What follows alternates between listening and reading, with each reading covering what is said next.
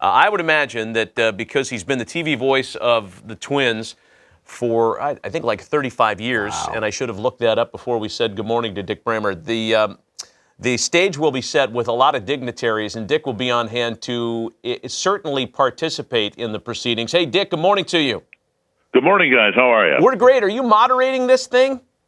I'm not. I'll be there, but I'm not moderating it. It's my off season. You know, you guys know how important your off seasons are. I'm just going to be there in attendance. Understood. Hey, it's got to be pretty exciting for the organization, the prospect of having a 300-homer lineup added to by the likes of a former AL MVP, and that didn't happen that long ago. After all, plenty of gas left in the tank here for Donaldson.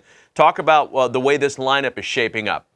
Well, they can, depending on what Rocco Baldelli wants to do, they can stack up 6 guys in a row who hit more than 30 home runs last year, and that's just incredible, of course. We don't know what the ballistics of the 2020 baseball are going to be like this year yet, but this team should hit an awful lot of home runs. 307 last year. They added a guy in Donaldson who hit 37 last year. But as you guys know, Josh brings so much more to the table than just power. He'll improve the Twins' infield defense, and you've seen him as much as I have. I've never seen the man give away an at-bat. There's an intensity that he brings to the lineup. He'll bring that to the clubhouse. It really should be a great signing for the Twins. Dick, Ron Darling, the ballistics of the baseball, spoken like a true announcer who does all the game. I love it. The intensity and, I don't know, the edge that Donaldson brings to your ball club, I think, is something that could be needed also. Yeah, I mean, not that it was lacking in any way. I think Nelson Cruz brought, his own type of edge to the lineup last year, and the fact that, the Keplers and the Polancos and guys like that all kind of discovered something together last year. Nelson Cruz deserves a lot of credit for that. But, now you add Donaldson and, Ron as a pitcher, you're going to look up and down this Twins lineup and you're not going to have a chance to exhale. It should be fun to watch. Is there any lingering conversation, Dick, and as excited as everybody is about the lineup, there were some thoughts that maybe the pitching ranks would be added to a bit more thoroughly. And yes, some veterans were brought in, Homer Bailey, Rich Hill. They bring back Pineda, Odorizzi. But what's the conversation around the staff versus the additions to the lineup? Well, I wouldn't be surprised if there wasn't a move to be made maybe through the trade route to add to the rotation. I think the bullpen's going to be potentially an asset, a strength of this ball club. They also brought in Tyler Clippard, who had a good year last year, some young arms, some old arms. Sergio Romo's back. Taylor Rogers emerged last year as one of the best left-handers in the game. So I think the bullpen's going to be just fine. I can see them perhaps going into the trade market and pulling out a starting pitcher to add to the rotation. But when you step back and look at it, they had 3 really good starting pitchers last year in Odorizzi, Barrios, and Pineda before the suspension. And all 3 of those guys are coming back. Pineda not until the middle of May because he's got some time to spend yet on the suspended list. But their top 3 guys from last year are all coming back. And for most of the year last year, the starting rotation was really, really solid and one of the strengths of the team.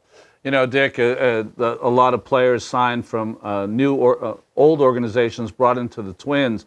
But as far as homegrown players, I know he had some injuries at the end of the year. Byron Buxton, what do you see as his ceiling?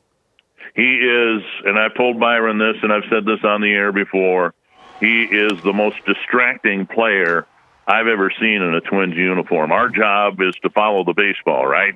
Well, he hits one into the left field corner, and I forget I love watching this guy run. And he's got, if he can play a full season, he'll be in that 20 to 30 home run range as well. He covers center field.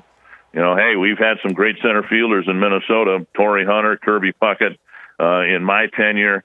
And this guy doesn't take a back seat to either one of those guys. So I think Byron, if he can stay healthy, is going to we were joking, we've been on the Twins caravan the last couple of days. Who's going to hit 9th in this lineup? If it's Buxton again, if he's healthy, I'm not sure he really looks like your typical 9th place hitter. Hey, Dick, for folks that didn't watch a lot of the Twins last year and that were kind of unfamiliar with Rocco Baldelli, you can look at the bio and see that he won the American League's Manager of the Year award. But having watched him manage for a year, getting to know him on the road as you did, tell us, what's the secret sauce? What is the magic in Rocco, and why did he have the kind of success that he had in his very first year? Well, he is the quintessential player's manager, and I think the reason for that, it wasn't that long ago that he was a player. He obviously paid attention while he was playing, but he's very protective of his players in terms of the energy spent in March and February. When I get to spring training, I love getting there early, and there were days last year when I was the first person there. They had a 1:00 game, and they told the players, "Look, don't get here till 11:00. Just take your time, get ready. We don't want you, shooting bullets in March that we might need in September and October." So they've been very protective of their players, their health, nutrition, all of that. And he really has been a delight to cover from my perspective, but from the players' perspective, he's really lightened the load on the players and allowed them to kind of do their own thing. Make sure you're ready for the game, of course, but do your own thing. But, let's not. Another way of putting it is, if the only reason you're doing something is because you've always done it that way, well, that's not Rocco's, credo. He said, look, let's only do things that are necessary to get ready to win ball games. Dick, we appreciate the phone call today. Enjoy the trappings, the festivities at the ballpark today. 1:30 Eastern, we'll have live coverage of the event, and we look forward to seeing you in spring training in Fort Myers. Yeah, can't wait to get started.